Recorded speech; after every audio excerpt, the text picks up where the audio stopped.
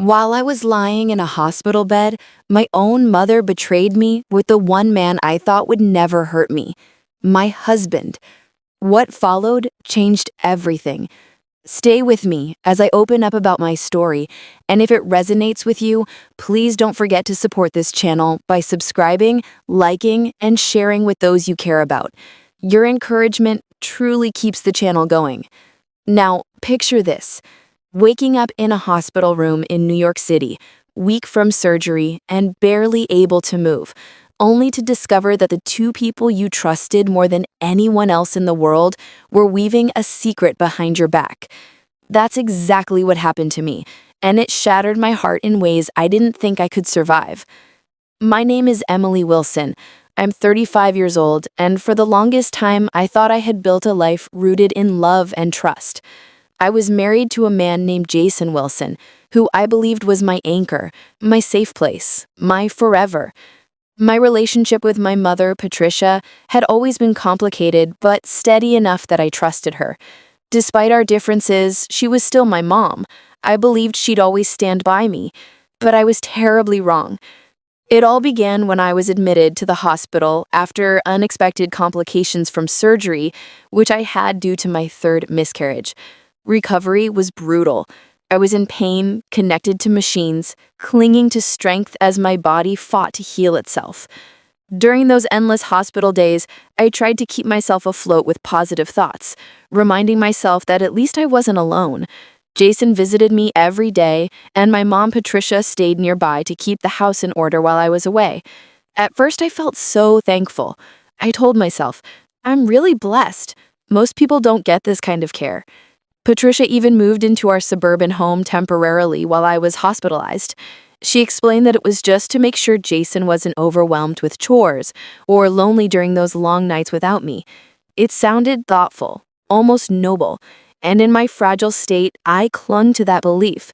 I convinced myself that Mom was being generous, stepping in during my time of need, and that Jason was fortunate to have her nearby while I recovered.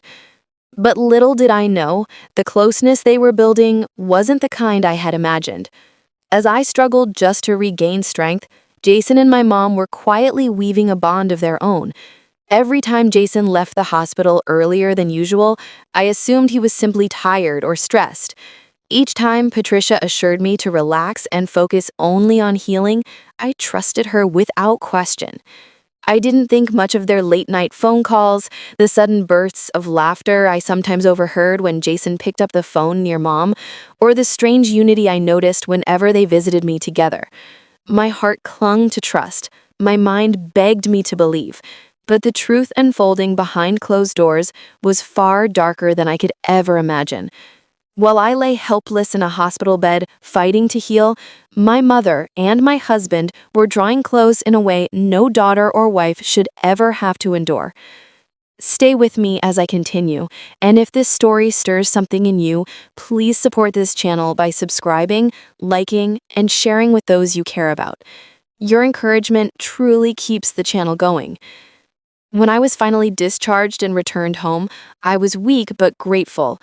The familiar scent of my house washed over me, bringing comfort. I kept telling myself, things will be better now. Jason carried my bags inside, while Mom fussed over me as though I were a little girl again. At first, I welcomed her presence. Having her around was helpful since I couldn't move like before. My mom insisted she'd stay longer to ensure I healed properly, and in my fragile state, I didn't see any reason to argue. The first few days went by quietly, but soon little things began to unsettle me. My mom no longer acted like she was just a guest. She settled in as if she lived there. She cooked, cleaned, even rearranged small details around the house. Jason didn't seem to mind. If anything, he looked like he enjoyed it. Whenever I said I could manage, Mom brushed me off with a quick, "Don't worry about it." Slowly, I began to feel like a stranger in my own house. And Jason, he had changed. Before the surgery, he used to check on me constantly. But now, while he still helped, his warmth was gone, replaced with a quiet distance I couldn't explain. His touch no longer soothed me the way it used to. When I tried to talk about even the simplest things, Jason seemed distracted. His answers were short, sometimes non-existent. I kept telling myself it was stress, that maybe the whole hospital ordeal had drained him too. But deep down, something didn't sit right. One night, when the house was still and I couldn't fall asleep, I heard laughter drifting up from downstairs. It was soft, almost like whispers floating in the air. The voices were familiar, Jason and Mom. They sounded close, far too close, as though they were sharing some private joke. My chest tightened, but I forced myself to dismiss it. I told myself it was normal. Maybe they stayed up talking so I could rest. Maybe Mom was just keeping him company so he wouldn't feel lonely or overwhelmed. I clung to that excuse, even though the sound lingered in my mind long after it stopped. In the days that followed, the same pattern continued. I'd wake in the middle of the night and hear their voices downstairs. Sometimes it was laughter. Other times, hushed murmurs that would cut off the second I shifted in bed. By morning, they always greeted me with cheer, but underneath their smiles hung a tension I couldn't ignore. Whenever I walked into a room, their conversations would end abruptly, and the heavy silence that followed made my stomach knot. I tried to brush it off, convincing myself I was just being paranoid, that maybe recovery was making me overly emotional. But the unease stayed with me, heavy and unshakable, like a shadow clinging to me. I couldn't explain it, but deep down, I knew something wasn't right. One night, when the house was still and I couldn't fall asleep, I felt an emptiness beside me. Jason wasn't there. The sheets were already cold, proof that he had been gone for a while. I stayed still for a moment, listening for any sound in the house. The ticking clock was the only noise, and its silence unsettled me even more. Slowly, I sat up, careful not to strain my healing body, and stepped into the hallway. As I moved toward the kitchen, faint noises floated from the far side of the house. At first, I assumed Jason was fixing something, or maybe talking on the phone. But the closer I came, the clearer the sounds became. Soft murmurs, mixed with a rhythm that made my heart hammer in my chest. These weren't just ordinary voices. They carried a secretive weight, something that twisted my stomach even before I saw what was happening. I froze outside the guest room door, my hand trembling just inches from the knob. My chest tightened as the muffled voices grew clearer, followed by sounds I couldn't possibly misinterpret. My legs felt weak, but some force pushed me forward. With shaking fingers, I pushed the door open just enough to peek inside. And what I saw shattered me completely. There they were, Jason and Mom, entangled together in the same bed, naked, in a way that made the entire world tilt beneath me. For a split second, my brain refused to process it. I told myself it had to be a trick of my exhausted eyes, some cruel hallucination. But it wasn't. It was real. My husband and the very woman who gave me life, together without an ounce of shame. The sight locked me in place. My entire body trembled, my throat tightened, and a sharp ache tore through my chest. I couldn't breathe. My mind screamed at me to run, to cry out, to demand answers, but my voice refused to obey. I just stood there, frozen, staring at a betrayal I had never imagined possible. They didn't notice me. They were completely lost in their own twisted world, while I stood on the edge of it, breaking apart inside. My hand gripped the doorframe desperately, trying to steady myself. Heat rushed to my face as tears welled up and blurred my vision. It was a kind of pain that went beyond anger, beyond shock. It felt like something deep inside me had been violently torn apart. I couldn't bear another second of it. Quietly, I pulled the door shut again until the crack disappeared, sealing away the sight I wished I could erase forever. My knees buckled, and I collapsed against the hallway wall, sliding down until I hit the floor. I covered my mouth to stop any sound from escaping. Silent tears poured down, burning hot as they streaked my cheeks. I sat there shaking uncontrollably, clutching myself as if my arms alone could keep me from falling apart. My mind went blank, but my heart screamed with betrayal. The two people who were supposed to love me most had come together in the cruelest way imaginable. And in that moment, I knew my life would never, ever be the same. The rest of that morning passed in a fog. I stayed in my room, clinging to pieces of myself while the weight of what I'd seen pressed down harder with every ticking minute. By afternoon, I couldn't bear it anymore. I needed answers, even though deep down I already knew the truth. When Jason walked into the kitchen later, acting as if nothing had happened, I looked him straight in the eye and asked, "Where were you this morning?" His face flickered, guilt maybe, but almost instantly he forced on a calm mask. "I just went to check on a few things," he said, his voice steady, but his eyes dodged mine. Before I could press further, Mom walked in. She glanced at me, then at Jason, as if she already knew what this was about. My hands trembled as I asked, "How long has this been going on?" The room went heavy with silence. Jason shifted uncomfortably, his mouth opening and closing without words. Finally, he muttered, "I don't know what you're talking about." My heart burned. "Don't lie to me, Jason. I saw you. I saw both of you." The air froze solid. Jason went pale, but Mom didn't flinch. Instead, she tilted her head and looked at me with a coldness I had never seen in her before. "You were too busy being sick," Mom said, her tone sharp, almost mocking. Someone had to make him feel wanted. Her words struck me harder than any pain I had endured in that hospital bed. I had thought betrayal from my husband alone would destroy me, but hearing those words from my own mother shattered something far deeper. This wasn't just infidelity, it was cruelty, spoken without an ounce of shame. I turned to Jason, hoping desperately for even the smallest sign of regret, some defense against Mom's vicious words. But he stood silent, staring at the floor as though my pain was nothing more than an inconvenience. That silence cut me just as sharply as Mom's cruelty. My chest heaved, my voice shaking, as I said, "Get out, both of you. Leave my house right now." Mom rolled her eyes like I was just being dramatic.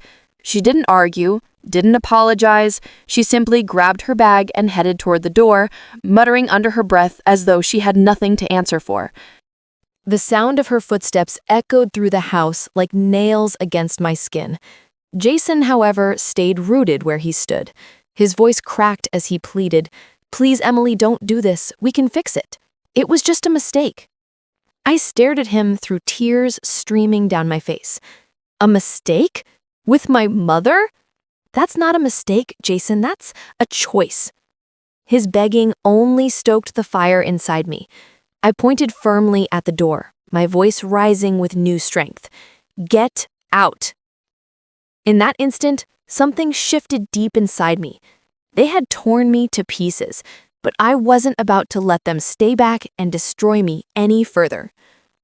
After throwing them out, the house fell painfully silent. I expected myself to collapse, to scream, to break down completely. But instead, a strange calm washed over me. My heart was unbearably heavy, yes, but my mind began to turn in another direction. I wasn't going to waste my strength chasing apologies or explanations that would never come. In that moment, I decided I would plan. I sat down with a notebook and began combing through every detail of our life together. Jason and I had shared bank accounts, investments, property. He always thought I left the financial side to him, but he had underestimated me. I had kept everything: records, bank statements, receipts, documents neatly filed away. That night, while the house was eerily quiet, I pulled them all out and combed through them line by line. Every dollar, Every asset, every signature tying Jason to me legally was now a weapon I could use. When I felt strong enough, I booked an appointment with a lawyer. I didn't breathe a word to anyone, not even my closest friends. I walked into that office quietly, as though it was just another errand, but inside, I knew this was the first step in reclaiming control of my life. The lawyer listened patiently as I poured out everything. I half expected judgment or pity, but instead, he gave me clarity. He explained that because of Jason's betrayal, I had every right to file for divorce on grounds of infidelity. Not only that, I could claim almost everything: the house, the savings, even his prized sports car. Legally, the law was on my side. Hearing those words lit a spark in me I hadn't felt in weeks. For so long, I'd been weak, fragile, at the mercy of others. But now, for the first time, I had a weapon, and I fully intended to use it. But I knew I couldn't let Jason suspect a thing. If he caught on, he might move money, hide assets, or manipulate me into dropping everything. So I wore my mask. When he called, I answered in a tired, fragile voice. When he came by the house, I acted uncertain, as though I was still processing what had happened. I let him believe I was fragile, that maybe, just maybe, he still had a chance. On the outside, I stayed quiet, almost timid. But inside, I was steady, focused, relentless. With every document I signed, every piece of evidence I handed to my lawyer, I grew stronger. I didn't need to scream or make a spectacle. My revenge wouldn't come through shouting. It would come quietly, through deliberate actions, planned and executed with precision. For the first time since uncovering the betrayal, I felt true control. They thought they had broken me, but what they didn't know was that I was building something far stronger than anger. I was building my escape, and I would take everything back. But planning alone wasn't enough. If I wanted to ensure Jason couldn't slip away from responsibility, I needed proof. So I started collecting everything I could get my hands on. I went through our shared phone records, highlighting every late-night call he made while I lay helpless in that hospital bed. I gathered receipts showing suspicious charges from nights I knew he wasn't with me. Even the little things, half-deleted messages on our computer, notes he thought he'd hidden. I saved them all.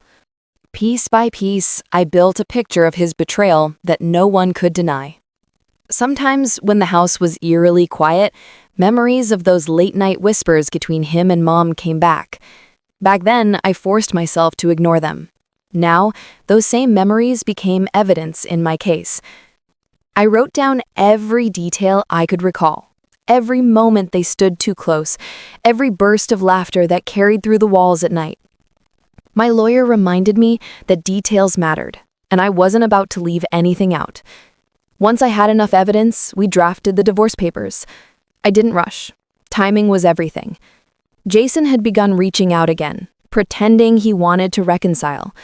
I let him believe I was still weighing it over, that maybe, if he just tried harder, I might forgive him.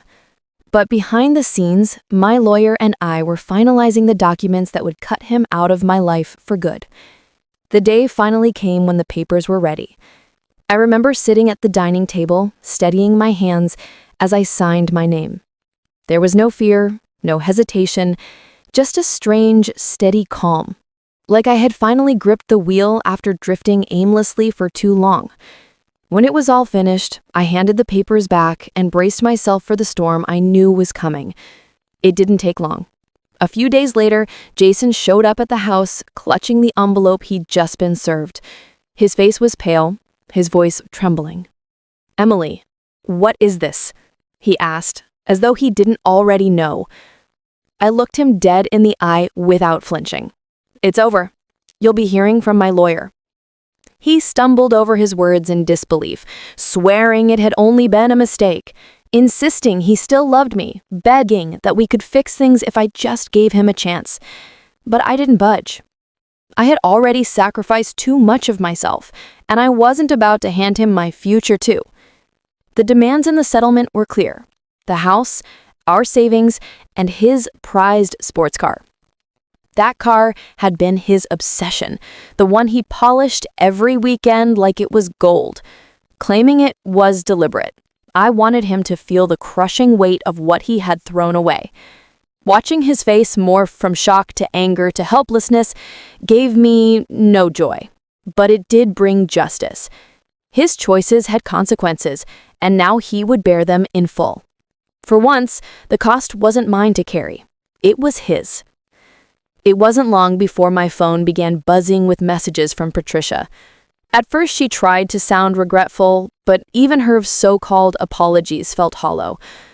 "I'm sorry things ended up this way," she wrote, "but Jason was the one who kept coming to me. I didn't plan it."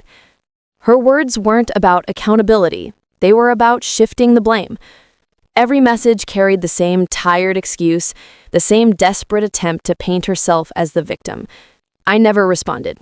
I didn't need to. She wasn't sorry for what she had done to me. She was only sorry it had been exposed.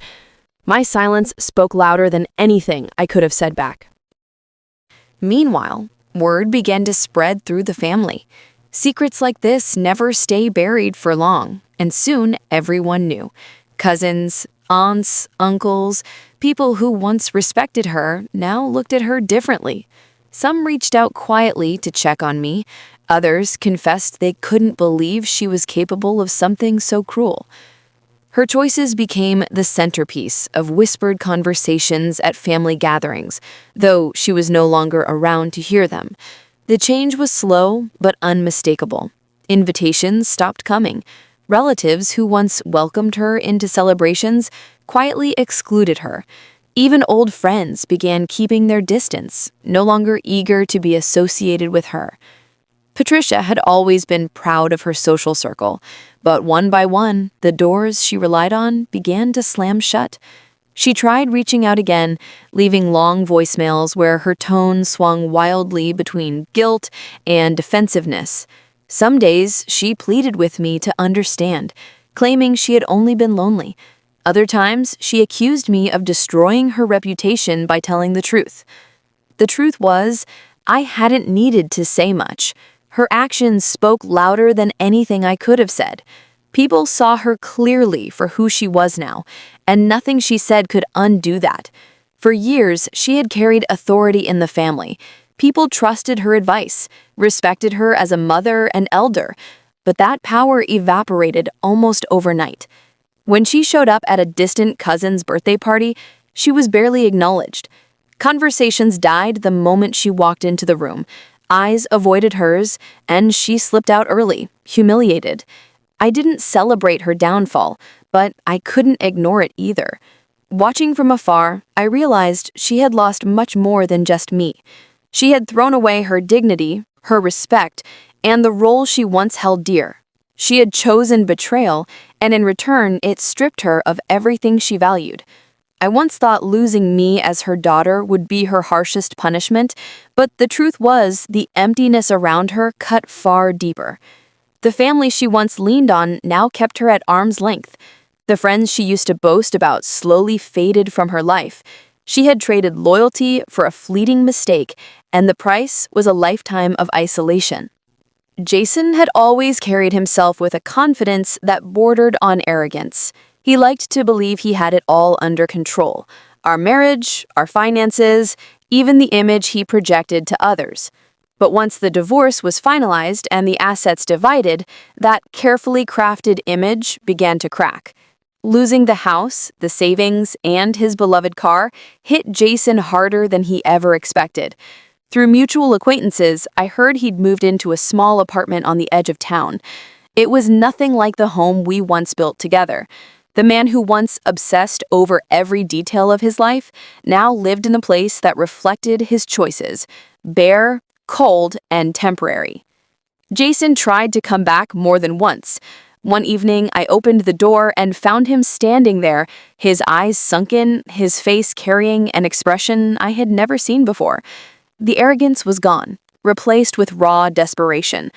"Emily," he whispered, "please, just give me one more chance. I can change. I'll make it right." For a split second, I almost didn't recognize the man I had once married, but then the memories rushed back. The nights of distance, the hushed whispers with Mom, and the betrayal I could never erase. Without a word, I shut the door. The click of the latch was final, a line drawn in the sand. He knocked again, begged through the door, but I didn't respond. That was the last time I saw him standing on my porch. His troubles didn't end there. At work, his focus had unraveled during the months he spent hiding his affair. He had missed deadlines, ignored responsibilities, and now the consequences were catching up. The man who once walked into meetings with bold confidence now faced questions about his reliability. Opportunities that might have been his were handed to others who showed more consistency. Bit by bit, the life he had built on pride and control began to unravel. I didn't need to interfere. He was undoing himself. The choices he made in secret were now exposed, and there was nowhere left to hide. For me, there was a strange, quiet justice in watching it unfold. I didn't gloat over his downfall, but I felt no pity either.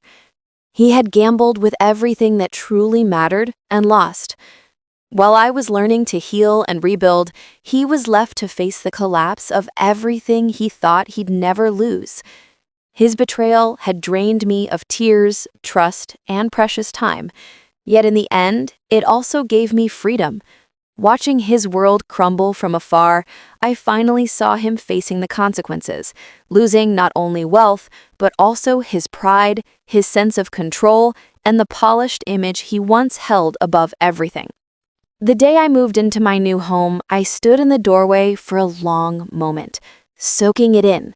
The walls were bare, the rooms were quiet, but it was mine. Every corner symbolized a victory I had earned, not something handed to me. I had reclaimed what was rightfully mine, and now I had the chance to begin again, in a space untouched by betrayal. Unpacking wasn't just about putting things in place, it felt like reclaiming pieces of myself. I set photos on shelves, arranged furniture, carefully placed my belongings. Each action reminded me that I was no longer living in anyone's shadow. This was my space, my restart, and I was determined to fill it with peace rather than pain. Still, even with the comfort of a fresh start, the wounds ran deep. I decided to begin therapy, knowing I couldn't carry all this weight alone. Sitting across from someone who listened without judgment gave me a release I hadn't realized I desperately needed. Week after week, I learned to release the guilt that was never mine to carry, and the anger that had kept me awake through endless nights. Therapy didn't erase the past, but it gave me tools to live with the scars without letting them control me. As time passed, I began reconnecting with old friends I'd lost touch with during my marriage. Some admitted they had worried about me, noticing how withdrawn I'd become. Spending time with them felt like breathing fresh air again. Coffee dates, long walks, and laughter filled the spaces that once held only silence and doubt. I also began building new routines for myself. Slow mornings on the porch with a cup of tea, late nights lost in books that inspired me, quiet weekends wandering through little shops in town. Step by step, I filled my days with things that reminded me of who I was before pain tried to rewrite me. They weren't grand gestures, but they were steady, healing steps that slowly brought back my sense of self. Sometimes I caught myself reflecting on how far I had come. There was a time I believed betrayal had broken me forever. But here I was, standing, living, even smiling again. One night while journaling, I finally wrote the words that had been circling in my mind. They thought I'd stay broken, but instead, I took everything back. My freedom, my strength, my life. Those words became a promise to myself. No matter what had been stolen before, I now held the power to protect my future. The past was painful, but it no longer owned me. My life was mine again, and for the first time in what felt like forever, I truly believed in the road ahead. Months passed, and life began to feel lighter. The sharp sting of betrayal no longer dominated my days. Instead, there was a calm steadiness in how I moved through life. I built routines that gave me peace, surrounded myself with people who valued me, and created a home that felt safe. I was no longer the woman collapsed on a hallway floor. I was steady, independent, and stronger than ever before. One sunny afternoon, I decided to take a drive through a part of town I hadn't seen in ages. As I turned a familiar corner, my old street came into view. I hadn't planned on going there, but curiosity pulled me forward until the house I once called home appeared. That's when I saw it. Jason's car, sitting crooked in the driveway, hood popped open. He was nowhere to be seen, but the condition of the vehicle said enough. It was worn, neglected, nothing like the shining prize he used to polish with obsessive pride. My eyes shifted to the porch, and there sat Patricia. She was hunched in a chair, her face aged, her expression bitter. The sharp, confident woman I once knew now looked smaller, almost defeated. For a moment, memories flooded back. The pain, the disbelief, the night I found them together. But just as quickly, the emotions passed. I didn't slow down. I didn't roll down the window. I didn't stop to confront them. Instead, I kept driving, hands steady on the wheel, a quiet smile tugging at my lips. That smile wasn't about their suffering. It wasn't about revenge or gloating. It was about me. It was about knowing I had moved on, that their choices no longer had the power to reach me. I once feared I'd never escape the shadow of what they'd done. Yet here I was, passing the wreckage of their lives, while mine was filled with peace. As the house faded in my rearview mirror, I reflected on everything I had survived. Betrayal had shaken me to my very core, but it hadn't destroyed me. It had forced me to rebuild, and in rebuilding, I found strength I never knew I possessed. I whispered to myself, almost like a promise, betrayal can destroy you, but only if you let it. I chose to rise, and in the end, I took everything back. With that thought, I pressed my foot on the gas, leaving the past behind once and for all. The road ahead was wide, open, and mine to claim, and this time, I was driving toward a future no one could ever take from me.